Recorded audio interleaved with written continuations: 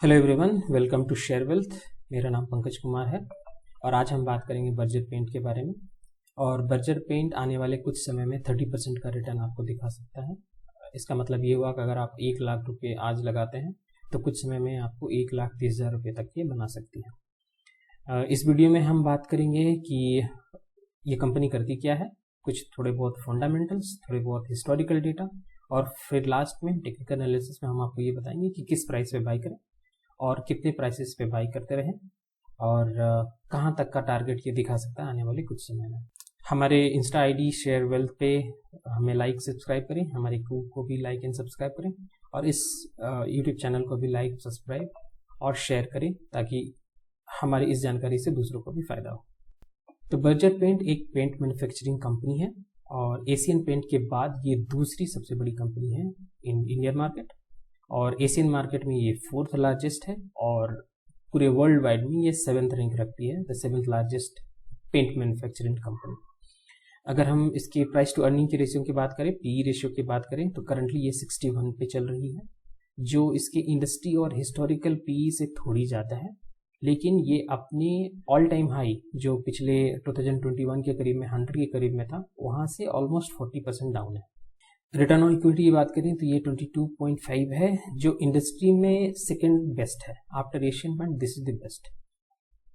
उसके बाद debt to equity के रेशियो के बारे में बात करें तो 0.4 है, जो कि 0.5 से अच्छा है हमारे हिसाब से, और हमारे पैरामीटर के हिसाब से कोई भी डेट टू इक्विटी रेशियो 0.5 से कम हो वो अच्छी मानी जाती है और मैं अच्छा मानता हूँ। और इंटरेस्ट कवर रेशियो भी इस बर्जर पेंट का बहुत ही अच्छा है, जो कि करंटली 19.4 है। इसका सीधा सा मतलब ये होता है कि 1 रुपए के इंटरेस्ट पे के लिए बर्जर पेंट 19.4 रुपीज़ अर्न करती है। दैट मीन्स इसका मतलब ये हुआ कि ये अपने लोन को बहुत ही अच्छे तरीके से मैनेज कर रही है और कर सकती है। प्रमोटर होल्डिंग 75% है और ये पिछले 3 सालों से या 3 से ज़्यादा सालों से ये कांस्टेंट है। हमारे पास 3 साल का डेटा है, इसलिए मैं 3 साल का बता रहा हूँ कि ये 75% है और इसमें कोई भी चेंज नहीं हुआ है, जो बताता है कि बर्जर पेंट के प्रमोटर्स का इस अपनी कंपनी पे कितना फेथ है। FIS DIS का डेटा अगर बात करें तो FIS की होल्डिंग अभी 13.13% है और DIS का होल्डिंग 3.16% है। FIS ने पिछले 3 सालों में अपने होल्डिंग को बढ़ाया है। 2019 में ये अराउंड 7 पॉइंट समथिंग था, सम चेंज, और DIS ने अदर हैंड घटाया है, ये अराउंड 6% से अभी 3.16% के करीब में है। हम इस पे बहुत ज़्यादा ध्यान नहीं दे रहे क्योंकि प्रमोटर होल्डिंग ऑलरेडी 75% है। अगर प्रमोटर FII और DII को ऐड कर दें तो ये ऑलमोस्ट 90%, नियर टू 90% के करीब में हो जाती है, और पब्लिक होल्डिंग सिर्फ 10% है, जो बताती है कि 90% of holding is in good hand. इसके बाद हम सेल्स ग्रोथ की बात करें तो ये फिलहाल 25% है ट्रेलिंग 12 मंथ्स में, और ये अपने सभी हिस्टोरिकल एवरेज से ज़्यादा अच्छा है। हम इसको ग्राफिकल व्यू में समझेंगे आगे in the historical data segment. अगर हम बात करें 3 साल का सेल्स 13%, 5 सेल्स का सेल्स ग्रोथ 14% और 10 ईयर का एवरेज सेल्स ग्रोथ 12% है। सेल्स के अगेंस्ट में अगर हम प्रॉफिट की बात करें तो ये 12% है ट्रेलिंग 12 मंथ्स में, और ये अपने सभी हिस्टोरिकल एवरेज से कम है।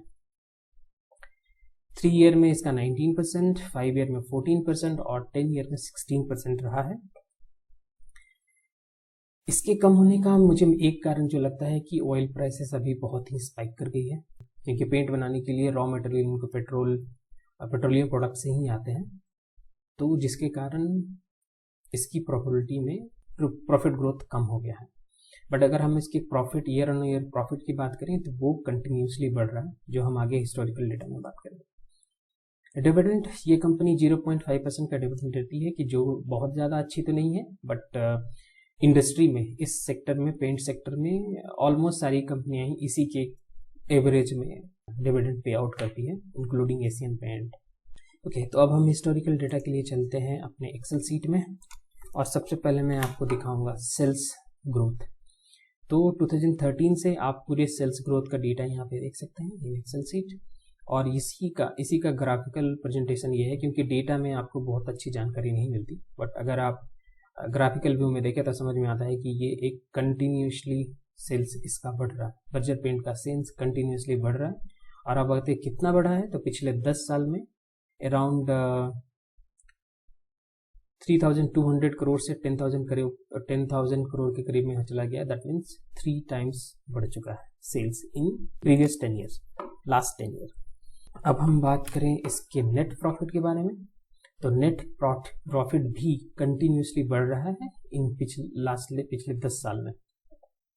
और कितना बढ़ा है तो 2013 में ये 218 करोड़ था और आज के डेट में ये 946 करोड़ है, जो कि ऑलमोस्ट 4 टाइम है, नियर टू 4 टाइम्स है। तो सेल्स ग्रोथ 3 टाइम बढ़ा है, लेकिन प्रॉफिट ग्रोथ 4 टाइम बढ़ा है। और अगर हम अर्निंग पर शेयर की बात करें कि अर्निंग पर शेयर कितना बढ़ा है, तो 2013 में, और ये भी कंटिन्यूसली बढ़ रहा है, अर्निंग पर शेयर भी बढ़ रहा है। और कितना बढ़ा है तो अर्निंग पर शेयर मार्च 2013 में 2.25% था, 2.25 रुपीज़ था, और आज के डेट में 9.7 रुपीज़ है, जो कि अगेन 4 टाइम होता है।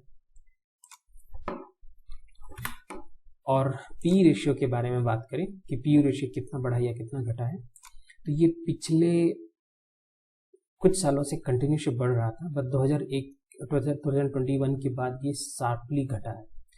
पी रेशियो के बारे में कहा जाता है कि जितने कम में मिले उतना अच्छा है, पी रेशियो जितना कम हो उतना अच्छा है।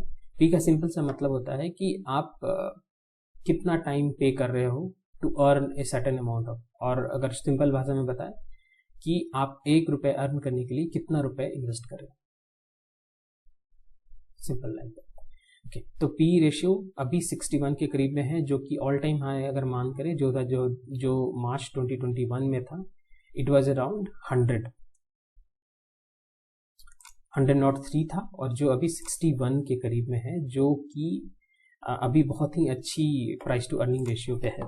और अगर आप इसके प्राइस की बात करें तो प्राइस भी पिछले 3 सालों में घटा है, जिसका all time high around 765 rupees से अभी घट के अराउंड 600 रुपीज़ के करीब में आपको मिल रहा है, जो कि यहाँ से ऑलमोस्ट 250 पॉइंट्स डाउन है। 250 पॉइंट्स का मतलब होता है ऑलमोस्ट 33% डाउन है। और सेम चीज़ को मैं क्लेम कर रहा हूँ कि आने वाले कुछ समय में ये आपको आराम से ऑल टाइम हाई के करीब में जाता हुआ दिख जाएगा।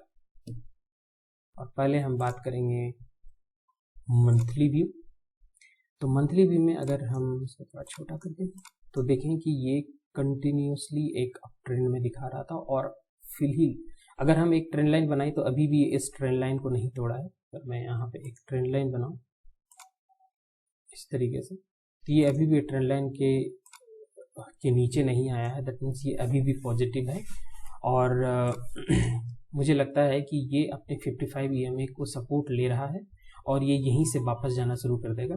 इसका एक कारण ये है कि पेट्रोल प्राइस अभी कम होती जा रही है। उसका सिनेरियो बहुत सारे हैं कि US एंड यूरोपियन मार्केट में रिसेशन की संभावना लग रही है, फेड कंटिन्यूस अपना इंटरेस्ट रेट बढ़ा रहा है, तो जिसके कारण डिमांड कम हो जाएगी और पेट्रोल की प्राइस कम जाएगी, और जिसका सीधा सीधा फायदा इन पेंट कंपनीज को मिलेगा। तो उसका प्रॉफिटेबिलिटी बढ़ जाएगी, और प्रॉफिटेबिलिटी बढ़ने के बाद इसके यहाँ से अपमूव शुरू हो सकता है।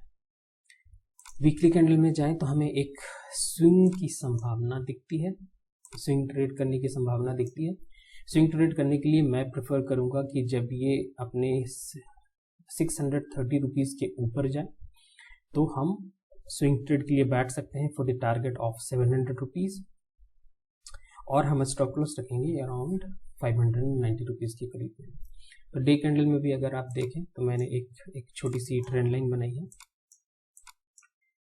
अगर इस ट्रेंड लाइन को देखें तो इस ट्रेंड लाइन पे पहली बार आया, टच किया, वापस गया, दूसरी बार टच किया, वापस गया, और ये तीसरी बार यहाँ पे ये टच कर दिया। अगर ये इसको सपोर्ट लेके ऊपर जाना शुरू करता है तो आप इमीडिएट में एक स्विंग ट्रेड बनेगा, जिसका टारगेट आप अराउंड 230 रुपीज़ के करीब में रख सकते हैं।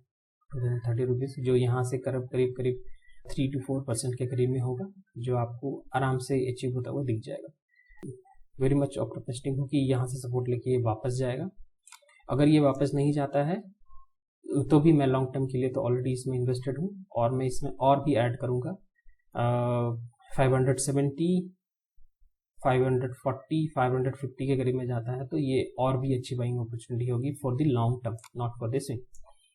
और अगर किन्हीं को लॉन्ग टर्म में लेना है तो अभी से एक्यूमुलेट करना शुरू कर सकते हैं, और हर डिप में एक्यूमुलेट कर सकते हैं up to 250 to 40 rupees, 550 540 rupees तक आप यहाँ से एक्यूमुलेट कर सकते हैं, और ये आने वाले समय में आपको बहुत ही अच्छी रिटर्न दिखा सकती है। इसका प्रीवियस हिस्ट्री भी मैंने आपको दिखाया कि बहुत ही अच्छी है और ये कंटिन्यूसली ग्रो हो रही है। मैं किसी भी तरह का बाइंग रिकमेंडेशन आपको नहीं दे रहा। अपने ट्रेड करने से पहले, अपनी बाइंग करने से पहले अपने फाइनेंशियल एडवाइजर से सलाह लें, या फिर अपनी रिस्पॉन्सिबिलिटी पे बाय या सेल करें। और आप सबसे रिक्वेस्ट करना चाहूँगा कि हमारे चैनल को लाइक, सब्सक्राइब एंड कमेंट करें, साथ में शेयर भी करें ताकि ये जानकारी दूसरे लोगों तक भी पहुँचे।